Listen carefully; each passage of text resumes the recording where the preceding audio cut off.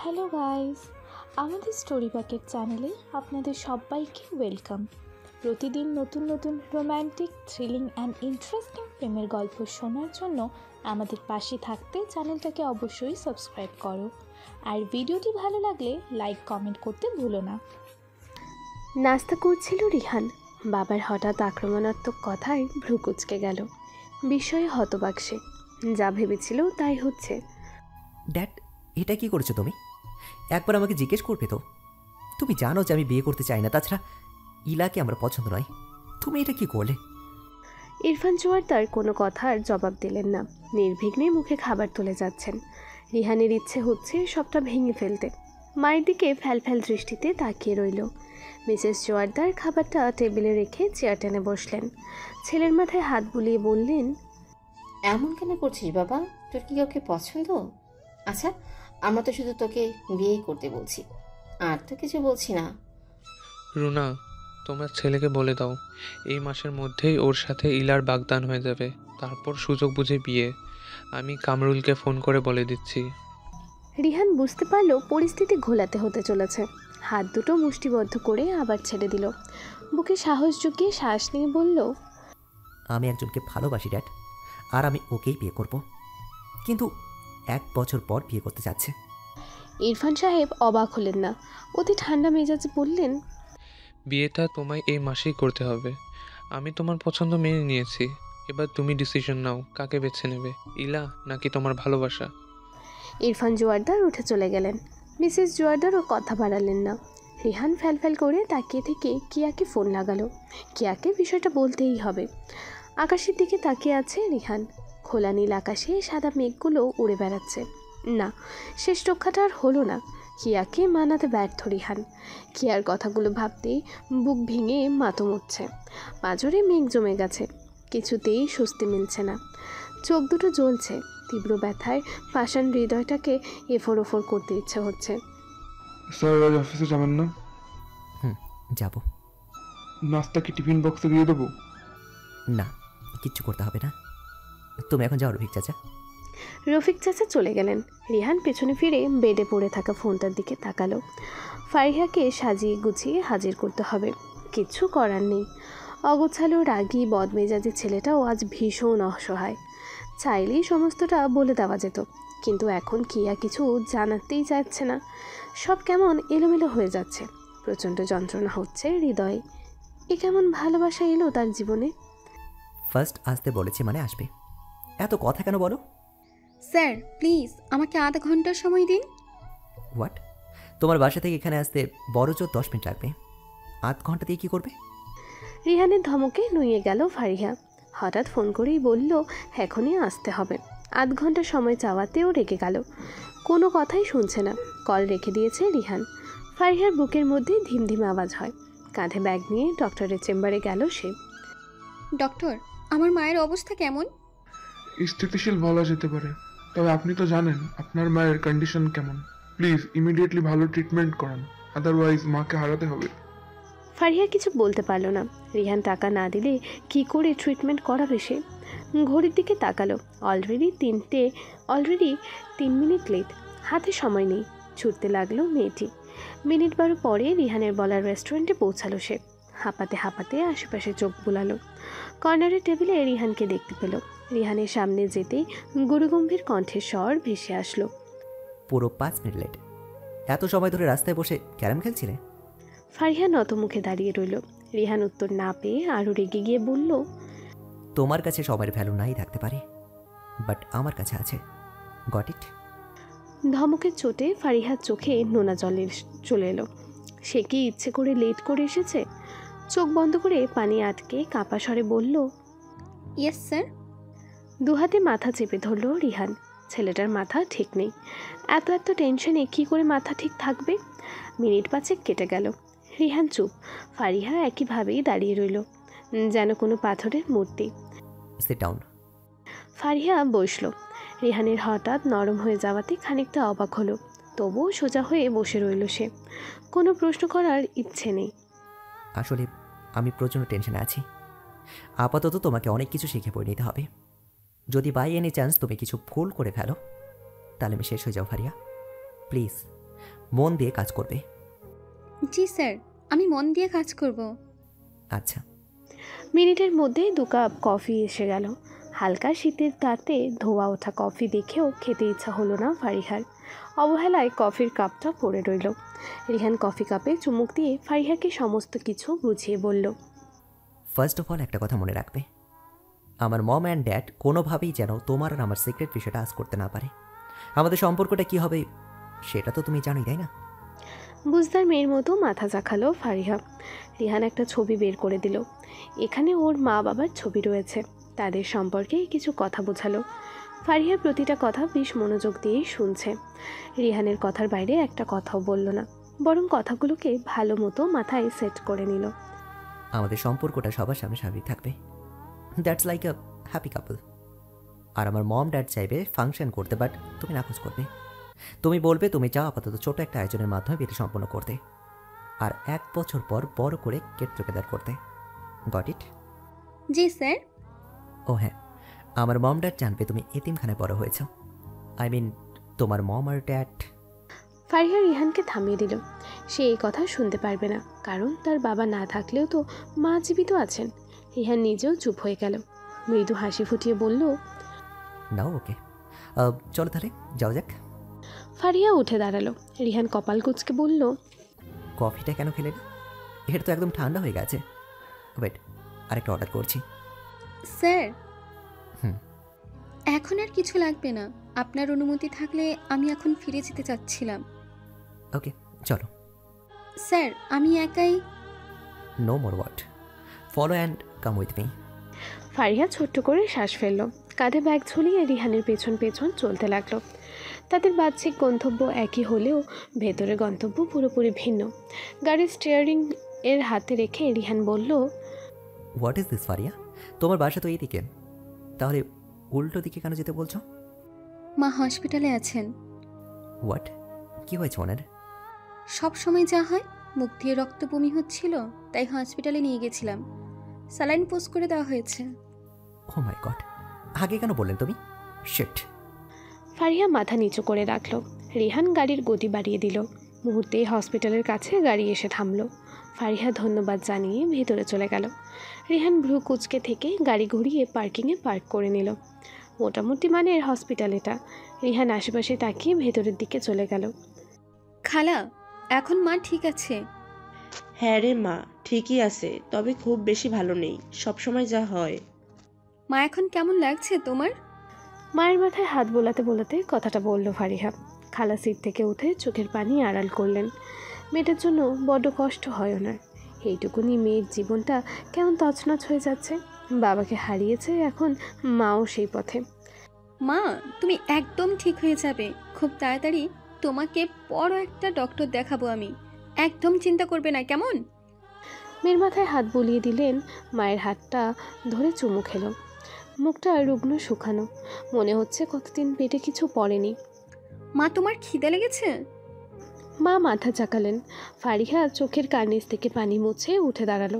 খালাকে উদ্দেশ্য করে বলল, আমি খাবার নিয়ে আসি, আপনি একটু মায়ের পাশে বসুন। খালা মাথা ঝাঁকালেন। ফারিহা ঝড়ের গতিতে কেবিন থেকে বের হয়ে গেল। উফ, দিল তো হাতের মধ্যে ব্যথা।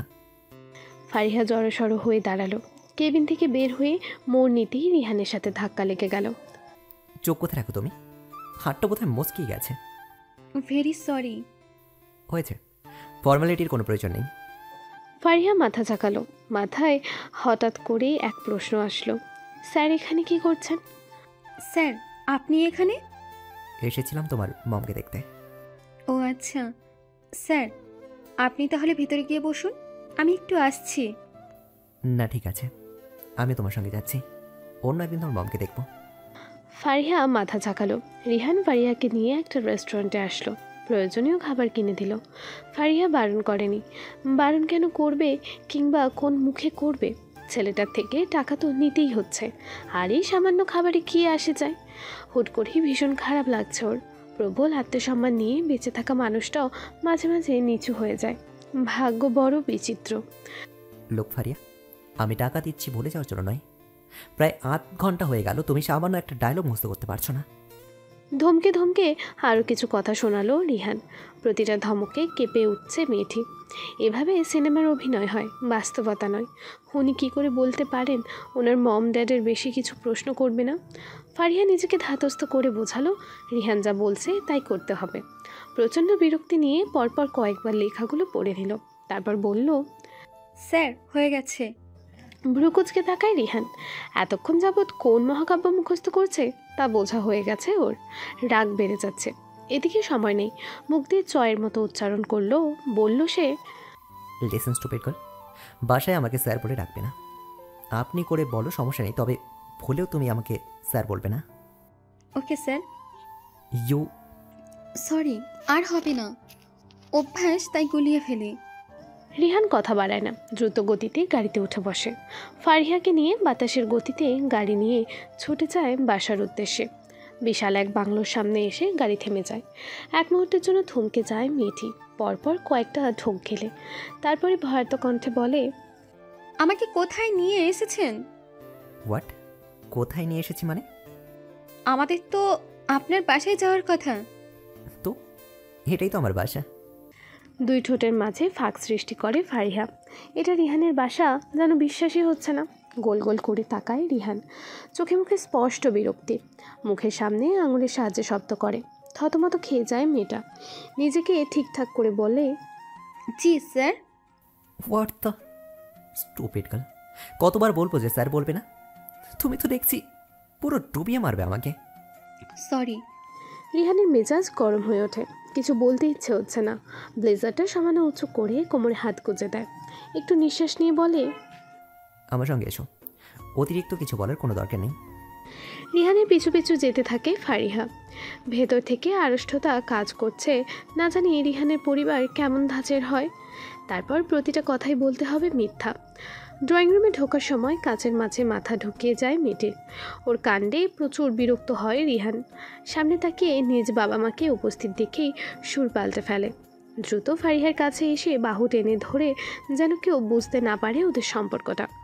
গলায় ব্যথাতুর ভাব এনে বলে, ফারিয়া, ঠিক আছে তুমি? ইস, অনেকটা ব্যথা পেয়েছো বুঝি।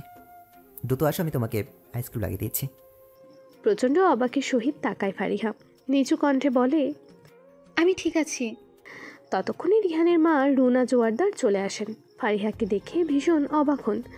ঘাড় সচল করে দাঁড়ায় রিহান। মায়ের উদ্দেশ্যে বলে, মম, ও হলো ফারিয়া। আর ফারিয়া, এই যে আমার মম। আসসালামু আলাইকুম আন্টি। ওয়ালাইকুম আসসালাম। রিহান, ওর কথায় কি তুই? ইয়েস মম, ওর কথাই আমি বলেছিলাম। আমি ওকে পছন্দ করি আর ওকে বিয়ে করতে চাই। ফারিহা বিনা বাক্য খরচে মাথা নিচু করে রইল। রুনা অধর কোণে হাসি রাখলেন। ফারিহাকে এক পলক দেখে রিহানের দিকে কৃতজ্ঞতার চোখে তাকায়। মায়ের দৃষ্টি বুঝে যায় রিহান। ভেতরে ভেতরে স্বস্তির নিঃশ্বাস ফেলে। ইরফান জোয়ারদার বেশ কিছু প্রশ্ন করলো ফারিহাকে। রিহানের কথা মতোই প্রতিটা প্রশ্নের ছাকা জবাব দিল মেয়েটি। মুখে কিছু না বললেও মনে মনে প্রশংসাই করলো রিহান। যাক, সঠিক মানুষকে পেয়েছে সে। মোটামুটি সব কিছু ঠিকঠাকই হচ্ছে। রুনা যেন ফারিহাকে নিজের মেয়ে ভাবতে শুরু করে দিয়েছে। রিহানের দিকে তাকিয়ে বলল, তোর চয়েস যে এত ভালো জানা ছিল না। যাক, সুবুদ্ধি তাহলে হয়েছে। রিহান হাসল। ইরফানকে উদ্দেশ্য করে বলল, ড্যাড, তুমি তো জানোই ফারিয়া একা, আই মিন। তাতে কি হয়েছে? আমরাও তো আছি, আমরাও তো ওর বাবা মা। কথাটা শুনে ফারিহার অন্তরে শীতল হাওয়া বয়ে গেল। অজস্র ভালো লাগা কাজ করছে। বাবা শব্দটা যেন বুকের ভেতর চিনচিন ব্যথা অনুভব করালো। মানুষগুলো এতটা আপন করে নিল ওকে। এ কি কাঁদছিস কেন মা? আসলে আন্টি, আপনারা আমাকে এতটা আপন করে নেবেন আমি কখনো কল্পনাও করিনি। রুনা দু হাতে জড়িয়ে ধরেন ফারিহাকে। ফারিহা এবার ডুকরে কেঁদে ওঠে। মাথায় হাত বুলাতে বুলাতে রুনা বলেন, এরকম কাঁদবি না, তুই আমার মেয়ে হয়েই থাকবি। ফারিহা উত্তর দেয় না। রিহান বারবার পলক ফেলছে। এই সিনটা তো তার করা প্ল্যানে ছিল না। বাহ, মেয়েটা তো আলোর গতিতে চলছে। রুনার জোড়াজুড়িতে নাস্তা খেতেই হলো ফারিহাকে। নাস্তা খেয়েই বেরিয়ে পড়লো ফারিহা আর রিহান। হাতের মধ্যেও আঙ্গুলিতে গাড়ির চাবি ঘোরাচ্ছে ছেলেটা। হালকা সুরে শীর্ষ বাজাচ্ছে। বহুদিন পরে যেন শান্তি মিলছে। অভিনয়টা পারফেক্ট ছিল। ইমোশনাল হয়ে যাওয়ার অভিনয়টা বেস্ট। গুড। মাঝে মাঝে এরকম কিছু অ্যাড করে দেবে। অভিনয়? ইয়া, তুমি যে কান্নার অভিনয় করছিলে একটু বোঝা যায়নি। এক মুহূর্তের জন্য আমি নিজেই থতমত খেয়ে গেছিলাম। ভয় দেবে, আজ তোমার মমকে দেখতে যাবো, আর খুব তাড়াতাড়ি সিঙ্গাপুর পাঠানোর ব্যবস্থা করছি। ধন্যবাদ স্যার। রিহান একটু হাসলো, পরক্ষণেই বলল, ও হ্যাঁ, তোমাকে ভার্সিটিতে অ্যাডমিশন নিতে হবে। মম অ্যান্ড ড্যাড পড়াশোনার বিষয়ে অনেক হার্ট। ফারিহা কিছু বলল না, রিহানের পাশের সিটে উঠে বসলো। হঠাৎ করে তার সামনে টাকার বান্ডেল বাড়িয়ে দিল রিহান। রিহানের দিকে না তাকিয়ে বলল, এটা কিসের জন্য? আজকে এত ভালো অভিনয় করার জন্য। ফারিহার বুকের ভেতর চিনচিন করে উঠল। সে অভিনয় করেনি, পুরোটাই ছিল ভীষণ সত্য। অথচ রিহান বুঝতেও পারল না। দুনিয়া বুঝি এমনই। ফারিহা মায়ের দিকে তাকিয়ে বড় অধৈর্য হয়ে পড়ল। আজ 2 বার রক্তবমি হয়েছে তার। সে কান্না করতে করতে এলো মার্জিনা খালার কাছে। ভদ্রমহিলা রান্নায় ব্যস্ত ছিলেন। আদিব এসে দেখল কাঁদছে ফারিহা। কি হয়েছে, কাঁদছো কেন? আদিব ভাইয়া, মা আজ 2 বার রক্তবমি করেছে। আগে জানাওনি কেন? হায় আল্লাহ, মা নিচে আসো তো। মার্জিনার জন্য অপেক্ষা না করেই নিচে ছুটে এলো আদিব। মেঝেতে রক্তের বন্যা বয়ে গেছে। খাটের ওপর অর্ধমৃত ফাহিমা। আদিব কাছে এসে ডাকলো, খালা, খালা কথা বলুন খালা। ভদ্রমহিলা কথা বলতে পারলেন না। দরজার কাছ থেকেই আর্তনাদ করে উঠল ফারিহা। মা, মা গো, কি হলো তোমার? ও মা, মা গো। তীব্র যন্ত্রণায় ফারিহা যেন জ্ঞান হারাবে। আদিব কি বলবে বুঝতে পারছে না। মার্জিনা এসে দাঁড়িয়েছে। হায় আল্লাহ, এক্ষুনি হসপিটালে নিতে হবে। আদিব, গাড়ি আন। আদিব অ্যাম্বুলেন্সে কল করলো। ফারিহা আজ ভীষণ ভেঙে পড়েছে। মায়ের এমন করুণ দশা ও আর নিতে পারছে না। কিছু সময় পর অ্যাম্বুলেন্স এলো। ফাহিমাকে কোলে তুলে নিল আদিব। তারপর বড় রাস্তায় নিয়ে এলো। ফারিহা পেছন পেছন আসছে। কোথায় তার ওড়না, কোথায় তার জামা কাপড়, ভীষণ অগোছালো সব। ফাহিমাকে অ্যাম্বুলেন্সে তুলে নিয়ে আদিব বলল, শান্ত হও, খালা ঠিক হয়ে যাবে। মেয়েটি পারল না শান্ত হতে। আজকের মতো ভয়াবহ অবস্থা এর আগে হয়নি। নিজের মায়ের মৃত্যুর প্রহর গুনছে যেন। গাড়িতে স্থির হয়ে বসে রইল ফারিহা। তাকে জড়িয়ে রেখেছে মার্জিনা। আদিবের বুকের ভেতরটা ভারী ঠেকল। ফারিহার প্রতি তার বিশেষ মায়া রয়েছে। মেয়েটির কষ্টে ভীষণ রকমের কষ্ট হয় তার। হসপিটালের আরেক নাম টাকা। টাকা ছাড়া চিকিৎসা সম্ভব না। ফারিহার কাছে যা ছিল তা দিয়ে অ্যাডমিট করানো হলো, তবে আরও টাকার প্রয়োজন। এর মধ্যে বেশ কয়েকবার রিহানকে কল করেছে, তবে কল রিসিভ হয়নি। রিক্ত হয়ে এলো মেয়েটির 2টি চোখ। চারপাশে কেবল আর্তনাদ। প্রায় ঘন্টাখানেক চেষ্টার পর রিহান কল রিসিভ করলো। What's your problem Faria? দেখছো কল রিসিভ করছি না, তারপরও কল করে যাচ্ছ। রিহান প্রচণ্ড রেগে আছে। সে কিয়ার সাথে কথা বলছিল। এই নাটকটা করার ইচ্ছে নেই তার, কিন্তু কিয়া যেন পুরোই বদলে যাচ্ছে। নিজের ক্যারিয়ারের কথা তুলছে, অথচ বিষয়টা যদি জানানো হতো তবে নিশ্চয়ই ওর পরিবার মেনে নিত। তবে কিয়া নারাজ। সে এই বিষয়টা জানাতে চায় না। কল রাখতে যাবে এমন সময় ফারিহার কান্না ভেসে এলো। নরম হলো রিহান। সে ভাবলো তার কথায় বোধ হয় মেয়েটি কষ্ট পেয়েছে। সরি, আসলে এইভাবে রিয়াক্ট করাটা আমার একদম ঠিক হয়নি। বলো কিসের জন্য এতবার কল করছিলে? রিহান স্যার, আমার মা। হ্যাঁ বলো, তারপর? আমার মা বোধহয় আর বাঁচবে না রিহান স্যার। আমার মা হারিয়ে যাচ্ছে, আমি পারছি না বাঁচাতে। ফারিয়া শান্ত হও, বলো কোথায় আছো? ফারিহা কেমন করে ঠিকানাটা বলল জানা নেই। কথা শেষেই মা মা আর্তনাদ করে উঠল। এতটা ব্যগ্র হলো যে মাথা ঘুরিয়ে পড়ে গেল। জ্ঞান হারিয়ে ফেলল তক্ষণি। 2 দিন ফারিহার পাগলামি চলল। সে কি করছে বলছে জানে না। শুধুমাত্র মায়ের জন্য তার এত চিন্তা। আশ্চর্যজনকভাবে রিহান নিজেও হসপিটালে অবস্থান করছে 2 দিন। কেন, কোন দায়বদ্ধতা থেকে করলো জানা নেই। বাসা থেকে কয়েকবার কল এসেছে।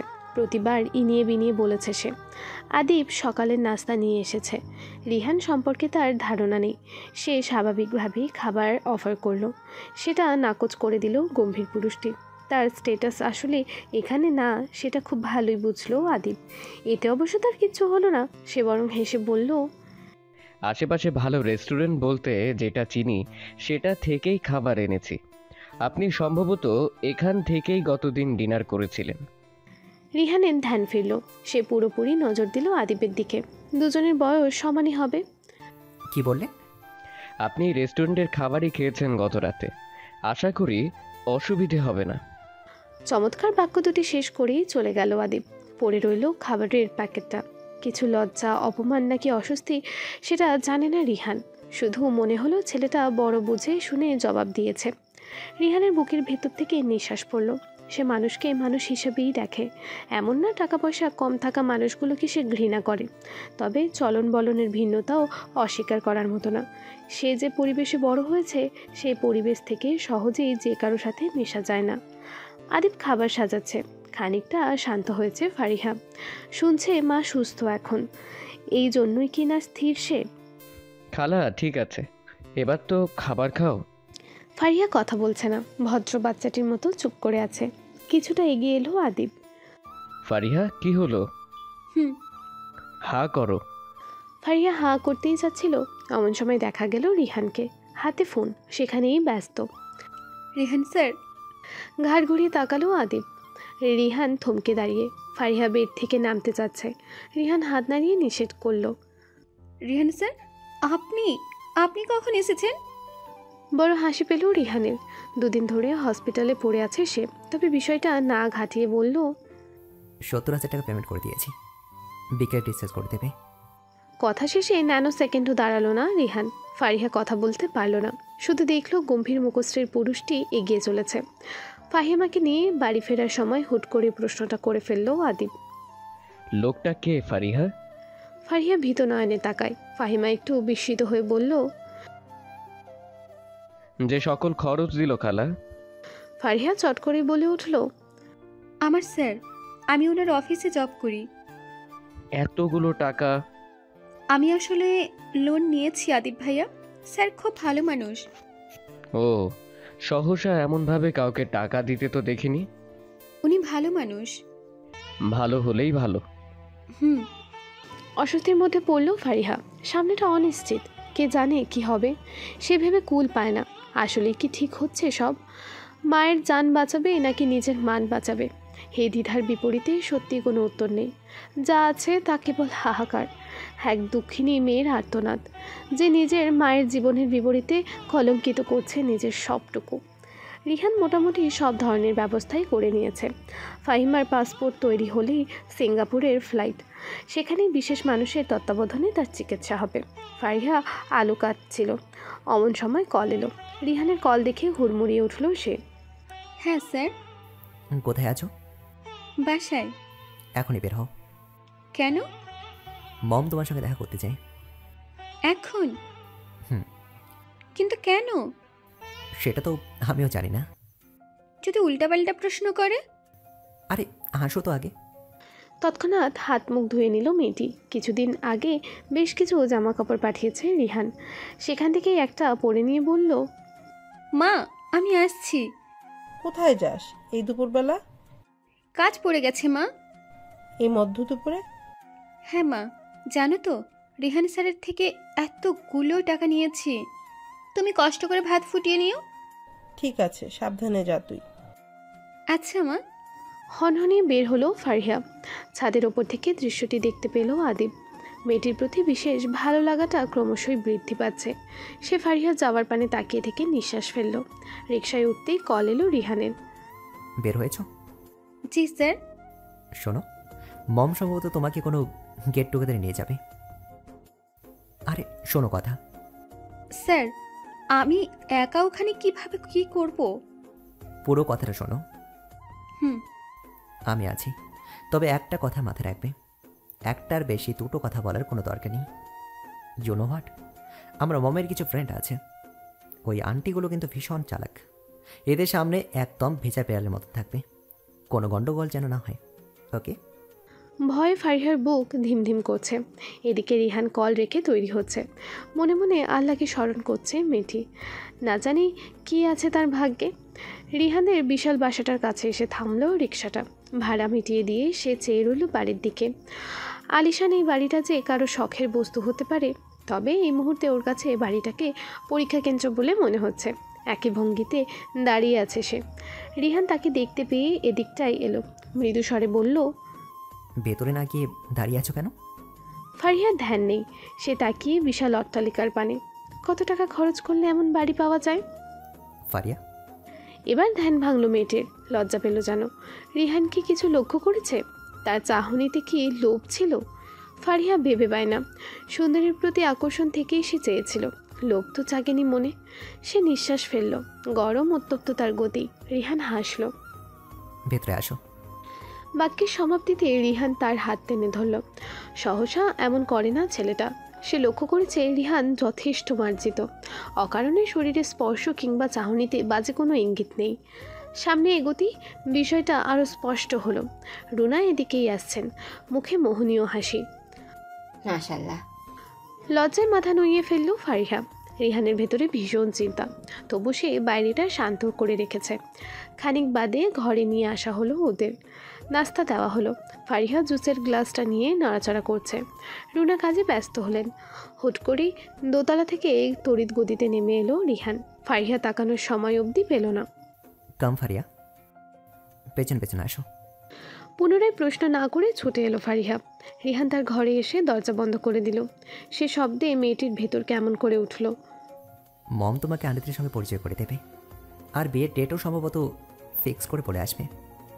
বিয়ের কথা শুনে চমকে উঠল ফারিহা, তার দৃষ্টিতে ভয়। আমি জানি না, বাট এই বিয়ের অ্যানাউন্সমেন্টটা এখন করা যাবে না, কিছুতেই না। ফারিহা আগ বাড়িয়ে কথা বলতে পারল না। তারা দুজনেই চায় বিয়েটা যেন না হয়, কোনোভাবে আটকে থাকুক। রিহানের বিচলিত চেহারা সময়ের সাথে সাথে রং বদল করতে লাগলো। হঠাৎ সে বলে উঠল, মমকে তুমি কনভিন্স করবে। মেয়েটি যেন অবাকের চরম পর্যায়ে অবস্থান করছে। রিহান রগরগে কণ্ঠে বলল, সব প্যারাই কি আমার নিজের? কোনো কাজে ফাঁকি দেওয়া চলবে না, আইডিয়া বের করো। কথা শেষে কোথাও একটা চলে গেল রিহান। ফারিহা তাকিয়ে রইল, অসহায়ের ছাপ তার মুখশ্রীতে। এ কেমন কথা বলে গেল লোকটা? অনেক ভেবেও ফারিহা কোনো উত্তর পেল না। রিহান ড্রাইভ করছে, পেছনে বসছেন রুনা, আর ফ্রন্ট সিটে ফারিহা। মেয়েটি এমনিতেই চুপচাপ, এখন যেন আরও চুপ হয়ে গেছে। রুনা তার বান্ধবীর সাথে আলাপচারিতা শেষ করে বলল, এই কি মা, এমন মৌন আছো কেন? রিহান, তুই কি বলতো, মেয়েটার সাথে কোনো কথা বলছিস না? রিহান হাসার ভঙ্গিতে ফারিহাকে বলল, কথা বলছো না কেন? দুজনে চোখাচোখি হলো। ফারিহার চোখ মুখের অবস্থা দেখে রিহান ভীত হয়ে পড়ল। মেয়েটা সব ডুবিয়ে না ফেলে। 5 তারা হোটেলে এসে স্বভাবতই কাচুমাচু করতে লাগলো ফারিহা। রিহান আলগোছে তার হাতটা আগলে নিল। বিষয়টা যদিও নাটক, তবুও শিরশির অনুভূতিতে ছেয়ে গেল ফারিহার শরীর। আসার পূর্বে রুনা তাকে শাড়ি পরিয়েছে। সুন্দর শাড়িটার সাথে মেয়েটিকেও মানিয়েছে বেশ। রিহান বুক ফুলিয়ে পথ চলছে, যেন খুব খুশি তার পাশের মেয়েটিকে পেয়ে। এরই মধ্যে রুনার বান্ধবীরা এসে গেল। একে একে সকলের সাথে কুশলাদি হলো। রিহান নিজের স্বভাবে ফিরে গিয়ে বলল, পুরো হোটেলের নজর কেড়ে নিয়েছে আমার সুন্দরী আন্টিরা। লোক যুবকগুলো কেমন করে তাকিয়ে আছে। পাশ থেকে একজন বলল, ওহ রিহান, তুমি সবসময় এমন রসিকতা করো বেটা, এতটাও ইয়ং নই আমরা। আরেকজন বলল, আন্টিদের কবজা করার ধান্দা না, বাট হবে না মাই বয়, দেখি দেখি আসল মানুষটিকে। কথা শেষে ফারিহার দিকে এগিয়ে যেতে নিল ভদ্রমহিলা, কিন্তু রিহান আটকে বলল, নো আন্টি, আমার বউ এতটা সস্তা না, গিফট ছাড়া দেখা যাবে না। রুনা ছেলেকে চোখ রাঙালেন। বরাবরই এমন করে থাকে ছেলেটা। আন্টিরা হেসে উঠলেন। এদিকে ফারিহার বুকের ভেতর অসম্ভব কম্পন ধরে গেছে। মনে হচ্ছে এক্ষুনি মাথা ঘুরিয়ে পড়বে। খাবারের টেবিলেও খুব একটা খেতে পারল না ফারিহা। ছুরি কাটার চামচ ব্যবহার সে জানে না এমন না, তবু তার হাত কাঁপছে। রিহান সেটা লক্ষ্য করে নিজের প্লেট থেকে স্টেক আর এক অংশ ফারিহার দিকে এগিয়ে দিল। ফারিহার বিস্মিত দুটি নয়ন। চোখের ইশারায় খেতে বলল রিহান।